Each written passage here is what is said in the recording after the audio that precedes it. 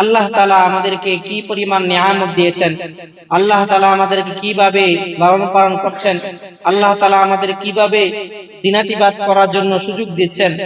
এত এত নিয়ামত আল্লাহ তাআলা আমাদেরকে দিয়েছেন, যেগুলো আমরা কখনো চিন্তাও করি না, যেগুলো আমরা কখনো ভাবিও না। অথচ আল্লাহ রাব্বুল আলামিন বলেছেন, বান্দা, আমার নিয়ামত যেগুলো আছে এগুলো তোমরা গুণে শেষ করতে পারবে না। নবীজি বলেছেন হাদিসে, ক্বালা রাসূলুল্লাহ সাল্লাল্লাহু আলাইহি ওয়াসাল্লাম, তাফাক্কারু ফি খালকিল্লাহ ওয়া লা তাতাফাক্কারু ফিল্লাহ ফাইন্নাকুম লান তাকদিরু কদরা। তোমরা আল্লাহর সৃষ্টি নিয়ে চিন্তা করো, আল্লাহ তোমাদেরকে কেমনে সৃষ্টি করেছেন, আল্লাহ তাআলা তোমাদেরকে কেমনে লালন পালন করছেন, এইগুলো নিয়ে চিন্তা করলে তখন তোমাদের ঈমান বেড়ে যাবে, তোমার ভিতরে আল্লাহ রাব্বুল আলামিনের মহব্বত বেড়ে যাবে। দেখেন, আমরা যদি কোনো কিছু চাই, কোনো কিছু পাই, যদি সেই জিনিসটা সম্পর্কে আমাদের জানা না থাকে, তাহলে সেই জিনিসটা হাজার কোটি টাকার দামি হইলো আমার কাছে দাম নাই, কারণ আমি এটার ফজিলত জানি না। আমরা একটা গল্প শুনতাম না এরকম, যে এক জেলের বাড়িতে পাথর ছিল, স্বর্ণের পাথর, সে জানতো না এটা পরশ পাথর। সে ঘরে দরজা লাগাইছে, কেন লাগাইছে? পাথর মনে করে, সে দাম দেয় না সেই জন্য, ঠিক না? আবার যে তাকে চিনছে, সে যখন দেখছে এটা তো হাজার কোটি টাকা দামি জিনিস, এত দামি জিনিস সে নষ্ট করতেছে, তখন তার ভিতরে একটা অনুশোচনার ছাইরে, আমি চিনলাম না, না চিনা কারণ দরজায় লাগাইলাম, আর সে চিনতে পেরেছে, এই জন্য সে মাথায় ওঠার জন্য রাজি হয়েছে। তো এই জন্য কোনো কিছু যদি আপনি চিন্তা করতে চান, জানতে চান, ওই তার সম্পর্কে আপনার জানতে হবে। আল্লাহ রাব্বুল আলামিন বলেন, ওয়া ইন তাউদ্দু নি'মাতাল্লাহি লা তুহসুহা, ওয়া ইন তাউদ্দু নি'মাতাল্লাহি লা তুহসুহা। এই বান্দা, যদি তোমরা আমার নিয়ামতের গণনা করতে শুরু করে দাও, লা তুহসুহা, তোমাদের পক্ষ থেকে সেটা শেষ করা সম্ভব হবে না, সেটা গণনা করে শেষ করতে পারবা না। কারণ আল্লাহ রাব্বুল আলামিন কোরআনে কারীমের মধ্যে বলেছেন, হে নবী, আপনি জানায় দেন, আপনার উম্মতরা যদি আল্লাহ রাব্বুল আলামিনের সমস্ত নিয়ামত নিয়ে তারা চিন্তা করতে শুরু করে দেয়, লিখতে শুরু করে দেয়, আল্লাহ রাব্বুল আলামিন বলেন, লানাফিদাল বাহরু ক্বাবলা আন তানফাদা কালিমাতু রাব্বি ওয়ালাউ জিনা বিমিথলিহি মাদাদা। নবী, আপনি জানায় দেন, তারা যদি সমস্ত সাগরের কালিগুলোকে, সাগরের পানিগুলোকে কালি বানাইয়া, সমস্ত গাছগুলোকে যদি কলম বানাইয়া লিখতে শুরু করে দেয়, আল্লাহ রাব্বুল আলামিন যে পরিমাণ নিয়ামত দিয়েছেন, সেই পরিমাণ নিয়ামতের শুকরিয়া তা বান্দার পক্ষে আদায় করা সম্ভব নয়। আল্লাহ তাআলা নিয়ামত আমাদেরকে কেমনে দিয়েছেন, আমাদের জীবনের শুরু থেকে নিয়ে আল্লাহ রাব্বুল আলামিনের দেয়া আমাদের উপর আছে। আমাদের জীবনের শুরু থেকে নিয়ে আল্লাহ রাব্বুল আলামিনের ইহসান আমাদের উপরে আছে। আমাদের জীবনের শুরুতে যদি আমরা একটু খেয়াল করি, যে মানুষের জীবনের শুরুতে আল্লাহ রাব্বুল আলামিন কি পরিমাণ নিয়ামত দিয়েছেন। মুহতারাম হাজিরিন, আল্লাহ রাব্বুল আলামিন কোরআনে হাকিমের মধ্যে বলেন, এ বান্দা, আল্লাহুল্লাযী খালাকাকুম মিন দু'ফিন থুম্মা জাআলা মিন বা'দি দু'ফিন কুওয়া। এই বান্দা, আমি আল্লাহ তোমাকে সৃষ্টি করেছি কোন অবস্থায়, যখন তুমি অতি দুর্বল ছিলা, অতি দুর্বল থেকে আমি আল্লাহ তোমাকে সবল বানাইলাম, শক্তিশালী বানাইলাম। এমন ভাবে আল্লাহ রাব্বুল আলামিন ধাপে ধাপে আমাকে বড় বানাইছেন, শক্তিশালী বানিয়েছেন। কেমন দুর্বল ছিলাম আমি, কেমন অসহায় ছিলাম আমি, আল্লাহ রাব্বুল আলামিন যখন একটা সন্তান যখন মায়ের গর্ভে যায়, মায়ের গর্ভে যাওয়ার পরে আল্লাহ রাব্বুল আলামিনের কি পরিমাণ ইহসান, কি পরিমাণ দয়া শুরু হয়ে যায়। সন্তানটা যখন তার মায়ের পেটের মধ্যে চলে যায়, একটা সন্তান যখন 4 মাস পরিপূর্ণ হয়ে যায়, 120 দিন হয়ে যায়, তখন তার ভিতরে প্রাণ সঞ্চার করা হয়, তাকে তার ভিতরে রূহ দেওয়া হয়, এবার সে জীবিত হয়ে যায়। আল্লাহ রাব্বুল আলামিন দীর্ঘ 4 মাস পর্যন্ত একজন ফেরেশতার মাধ্যমে আল্লাহ তাআলা মায়ের পেটের ভিতরে বাচ্চাটাকে আস্তে আস্তে সুতাম দেহের অধিকারী বানায় দেয়। 4 মাস যখন পরিপূর্ণ হয়ে যায়, আল্লাহ রাব্বুল আলামিন সন্তানটাকে আল্লাহ তাআলা তার রূহ দিয়া দেন। তাফসীরে কিতাবের মধ্যে আছে, তানবীহুল গাফিলিন, ফকি আবুল্লাহ সাবরকান্দি রাহমাতুল্লাহ আলাইহির কিতাবের মধ্যে উল্লেখ করা হয়, যখন একটা মানুষের রূহ দেওয়া হয়, আল্লাহ রাব্বুল আলামিনের কাছে ফেরেশতারা জিজ্ঞাসা করেন, ওগো রাব্বুল আলামিন, এই বান্দাকে আমরা রূহ দিতে চাই, মেহেরবানি করে বলেন কেমন রূহ দিব, ভালো রূহ দিব নাকি আপনাকে মন্দ রূহ দিব।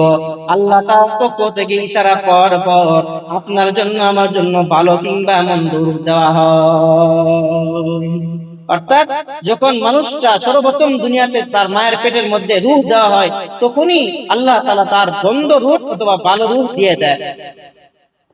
সুতরাং আল্লাহ রাব্বুল আলামিন একটা বাচ্চা যখন মায়ের পেটের মধ্যে অবস্থান করে, এবার সেই বাচ্চাটাকে আল্লাহ রাব্বুল আলামিন কি পরিমাণ দয়া করেন। তার খাবারের প্রয়োজন আল্লাহ রাব্বুল আলামিন তার খাবার দিয়ে দেয়।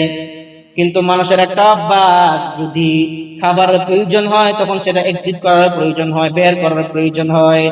একটা বাচ্চা তার মায়ের পেটের মধ্যে 4 মাস থেকে নিয়ে শুরু করে 6 মাস, 8 মাস, 9 মাস, 10 মাস পর্যন্ত তার মায়ের পেটের মধ্যে থাকে। কমপক্ষে 4 মাস থেকে 6 মাস পর্যন্ত মায়ের পেটের মধ্যে জীবিত অবস্থায় থাকে। আল্লাহ তাআলা তাকে নাভির মাধ্যমে খানা দেয়। কোনদিন এমন হয় না একটা বাচ্চা মায়ের পেটের মধ্যে তার কাজা হাজত হয়েছে, প্রস্রাব পায়খানা করে দিয়েছে, এমন কোনদিন হয় না। আল্লাহ রাব্বুল আলামিন যখন বান্দা তাকাইয়া দেখো, অনেকে তো প্রশ্ন করে জান্নাতের মধ্যে নাকি প্রস্রাব পায়খানা নাই। আল্লাহ তাআলা দুনিয়ার জমিনে এই জিনিসটা উদাহরণ হিসেবে দিয়েছেন। দেখো বান্দা, 6 মাস 4 মাস পর্যন্ত একটা বাচ্চা যখন মায়ের পেটের মধ্যে অবস্থান করে, এগুলো কোনো প্রয়োজন হয় না। যে আল্লাহ 6 মাস 4 মাস পর্যন্ত বাচ্চা এই জিনিসটা ছাড়াই তাকে লালন পালন করেন, সেই আল্লাহ জান্নাতের মধ্যে এইগুলো ছাড়া লালন পালন করবেন। বলেন সুবহানাল্লাহ। জান্নাতের মধ্যে আমাদের যে কাজা হাজত হবে না, অনেকে প্রশ্ন করে, জবাব মায়ের পেটের ভিতরে তাকায় দেখো। আল্লাহ রাব্বুল আলামিন শুধু তাই নয়, এই বাচ্চা যখন এবার দুনিয়ার জমিনে আসবার সময় হয়ে যায়, আল্লাহ তাআলা কি পরিমাণ দয়া, কি পরিমাণ ইহসান। আল্লাহ রাব্বুল আলামিন যখন এখন মায়ের পেট থেকে সে দুনিয়াতে আসার সময় হয়ে যায়, এবার বাচ্চাটা তিল তিল করে বড় হয়। বড় হওয়ার পর এখন সে তার মায়ের পেট থেকে বের হয়ে যায়। যখন মায়ের পেট থেকে বের হয়ে যায়, মায়ের পেট থেকে বের হওয়ার পর পুরে আবার তার কি প্রয়োজন হয়? তার প্রয়োজন হয়ে যায় কাজায়ে হাজতের প্রয়োজন হয়ে যায়। এবার সে যদি কাজায়ে হাজত না করে, এই বাথরুম না করে, তাহলে তার মায়ের জন্য পেরেশানি লাগে, বাবার জন্য পেরেশানি লাগে, দাদার জন্য পেরেশানি লাগে। যে বাচ্চাটা 6 মাস মায়ের পেটের মধ্যে ছিল, মা কোনোদিন টেনশন করে না আমার সন্তান কোন অবস্থায় আছে, এগুলো করতেছি কিনা।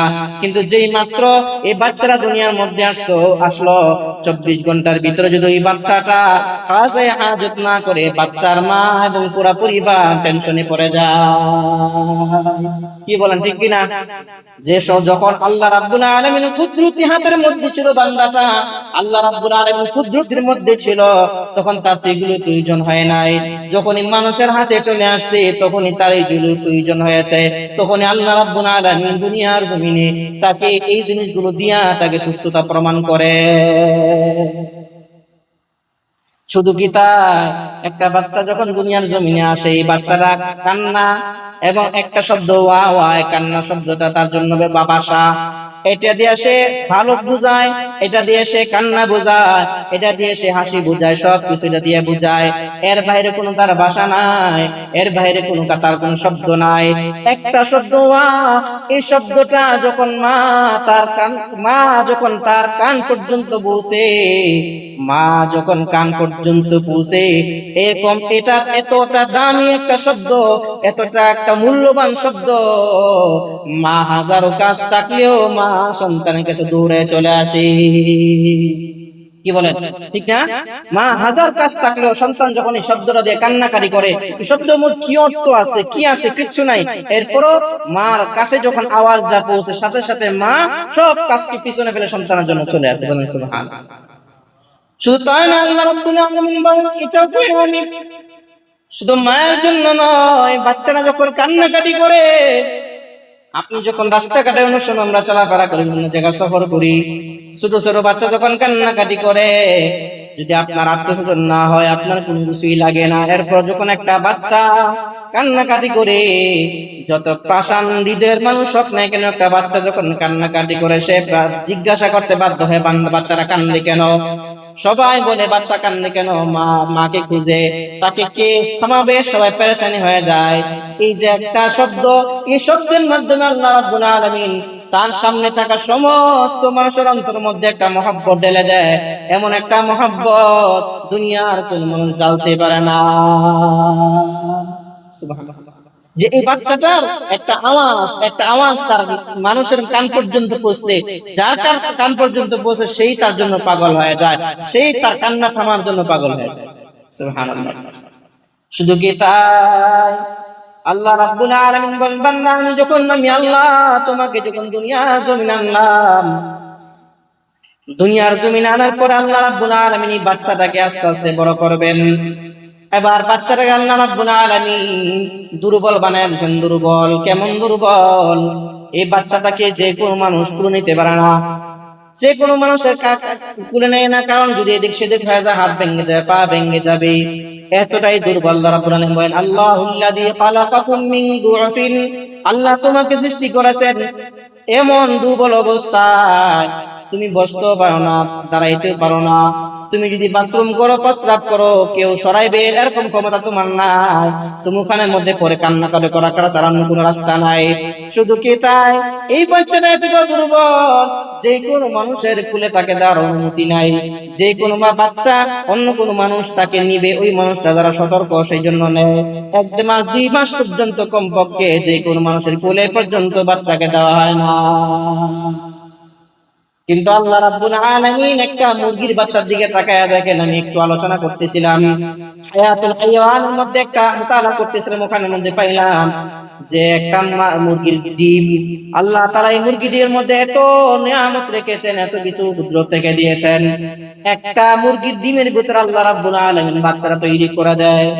একটু কখনো চিন্তা করছিনি এই ডিমের ভিতরে তো হাওয়া বাতাস ঢুকে না, অক্সিজেন প্রবেশ করে না, এরপরও কেমনে এই মুরগির ডিমের ভিতরে বাচ্চারা অবস্থান করে, কেমনে অবস্থান করে? হায়াতুল হায়াওয়ান উল্লেখ করেছেন, একটা মানুষ একটা ডিম যখন এই বাচ্চাটা তৈরি করে, আল্লাহ রাব্বুল আলামিন কুদরতি ভাবে প্রত্যেকটা ডিমের ভিতরে 18,000 ছিদ্র রেখে দিয়েছেন। বলেন সুবহানাল্লাহ। কত হাজার? 18,000 ছিদ্র রেখে দিয়েছেন। এই ছিদ্র দিয়ে আল্লাহ রাব্বুল আলামিন কুদরতি ভাবে ওই ডিমের ভিতরে অক্সিজেন লেনদেন করেন। একটা বের হয়, একটা ঢুকে আরেকটা বের হয়। এমন ভাবে যখন এখন তো দেখা যায়, যদি এমন হয় এই বাচ্চাটা দেখবেন যখন একটা মুরগি যখন ডিম তা দেয়, দেখবেন বাচ্চাটা মুরগিটা বারবার ডিমটাকে উল্ট করে, দেখছেন? না দেখলে দেখে নিন, একটা ডিম যখন তা দেয় মা, কিছুক্ষণ পরে পরে মা উইটা ডিমগুলোকে ঘুরে দেয়। কেন জানেননি? এটা এমন একটা তার, এই তাটা যখন মা দেয়, এই তাটা যদি একটু এদিক সেদিক হয়ে যায়, তখন বাচ্চা নষ্ট হয়ে যায়।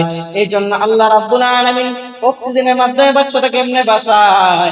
যখন একটা ডিম যখন মায়ের পেট থেকে বের হয়, তখন ডিমের মধ্যে একটা আবরণ থেকে উপরে আবরণ শুকায় যায়। পরবর্তী সময় এই যে শুকায় যায় এই আবরণটা এমন গুরুত্বপূর্ণ যে কোনো ব্যক্তি যদি এই ডিমটাকে রেখে দেয়, ওই আবরণটা নষ্ট না করে, তাহলে সাধারণত ডিমটা নষ্ট হয় না।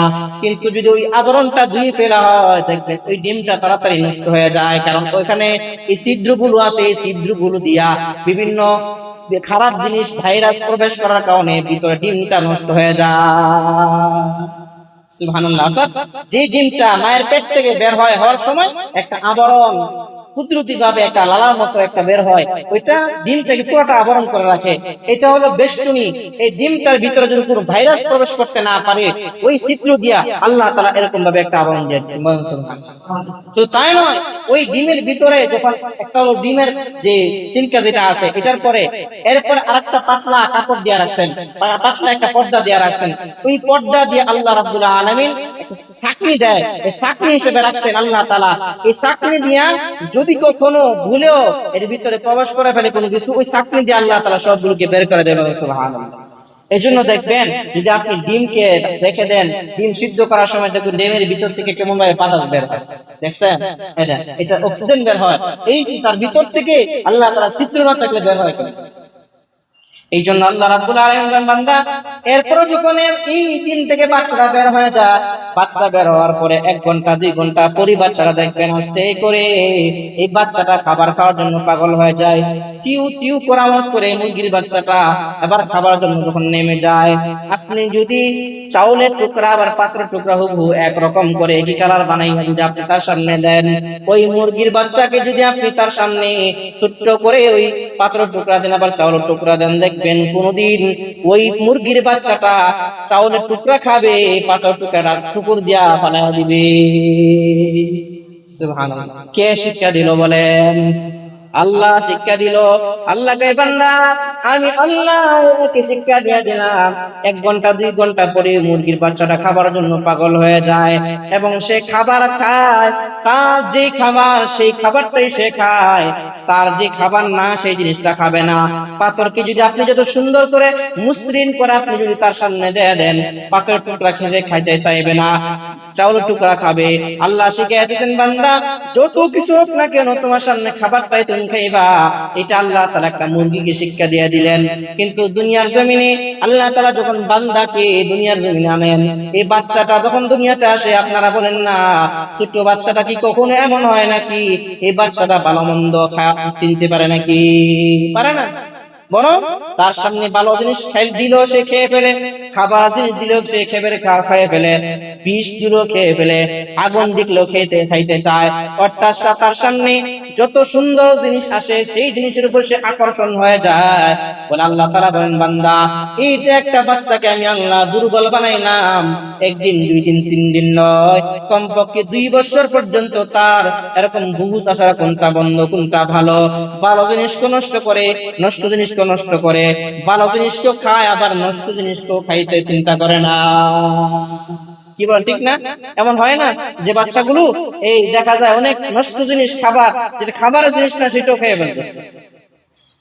তো আল্লাহ তাআলা এটা দিয়া বুঝাইছেন, দেখো আমি যে এই বাচ্চাটাকে এই অবস্থায় রাখছি, এই অবস্থায় রাখার পরও আমি আল্লাহ ছেড়ে দেই নাই, বাচ্চাটাকে বিভিন্ন খারাপ জিনিস খেয়ে ফেলবে।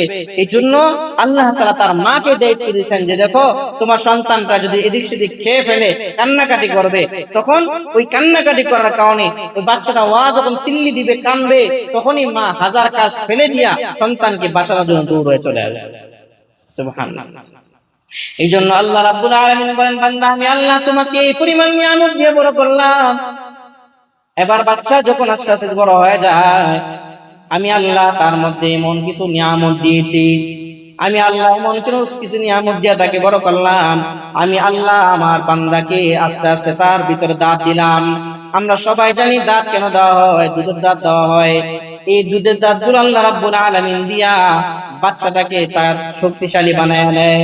কিছুদিন পর যখন সেই সময় শেষ হয়ে যায়, তখন সেই দাঁতগুলো ফেলে দেওয়া হয়, আস্তে আস্তে নতুন দাঁত ওঠে।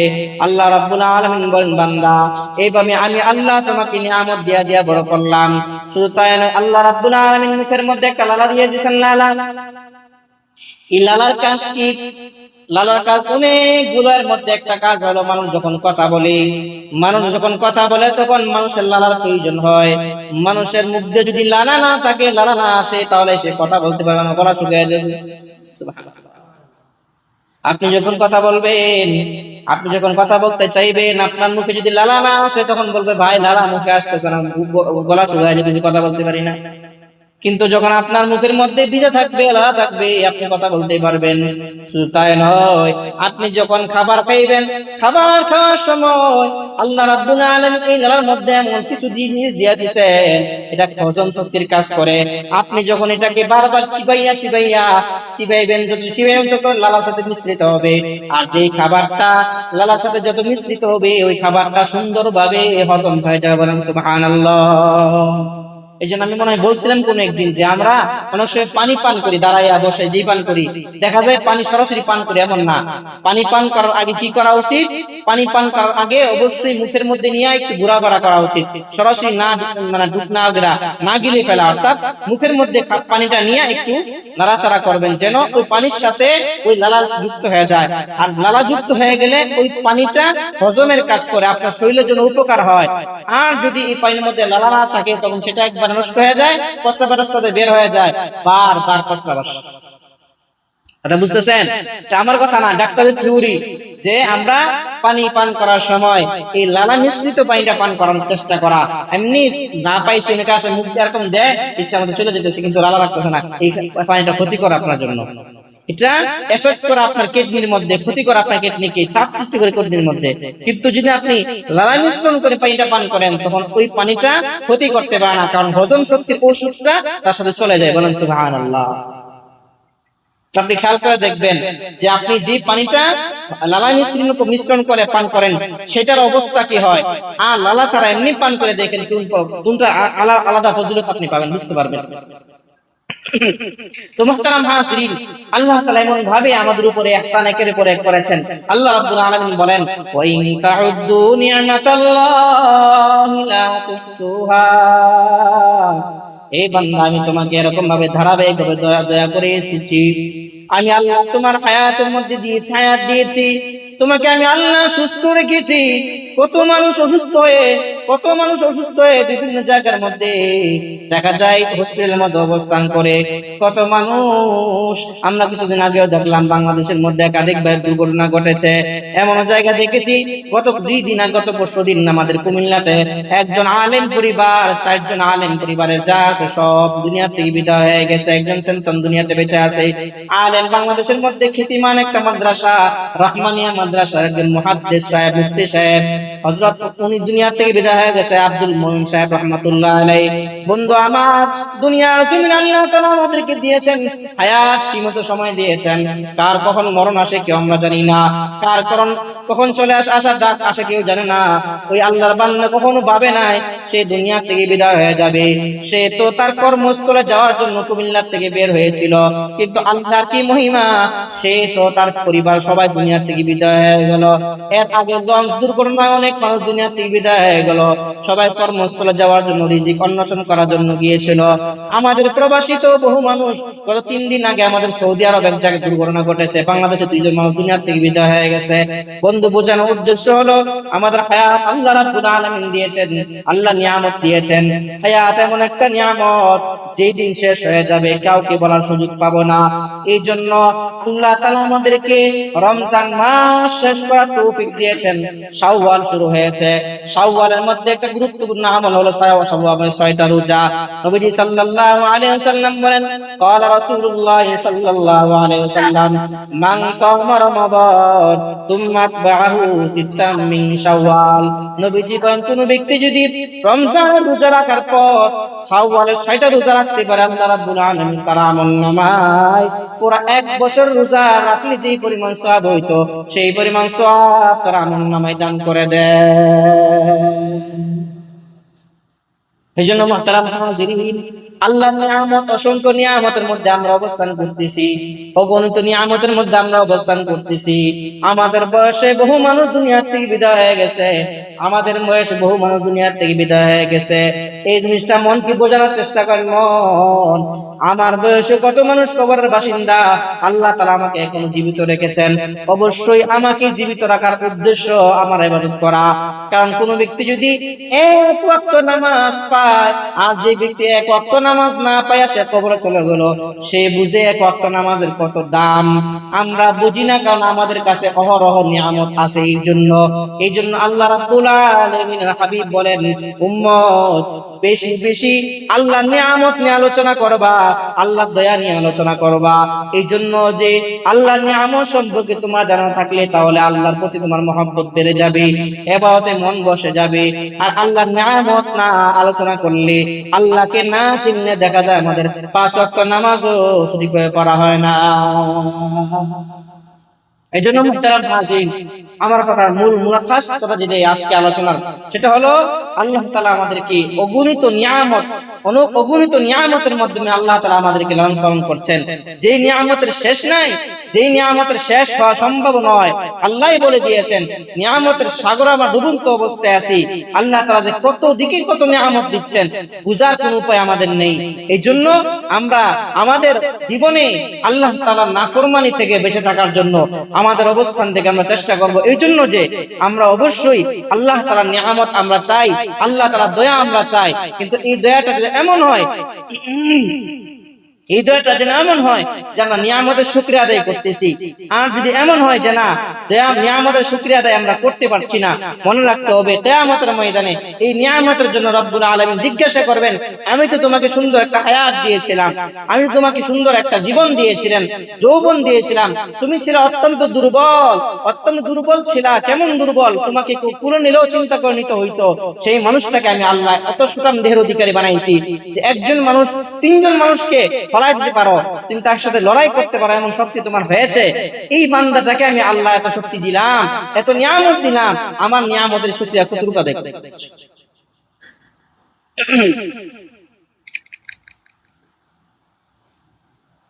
এই জন্য মোহতারাম হাজরিন, আমাদের এই রমজানের আমল যেন আমরা ভুলে না যাই। রমজানে আমরা 5 ওয়াক্ত নামাজ পড়েছিলাম, মসজিদে এসে নামাজ পড়ার চেষ্টা করেছিলাম, রমজানে এসে আমরা তারাবিহ পড়েছিলাম, কিয়ামুল লাইল পড়েছিলাম, তাহাজ্জুদ পড়েছিলাম। আমাদের আমল অনেক সুন্দর ছিল। রমজানের পরেও যেন আমাদের আমলটা কমে না যায়। চেষ্টা করো মসজিদের সাথে তাআল্লুক রাখার জন্য, মসজিদে যেন আমরা ভুলে না যাই।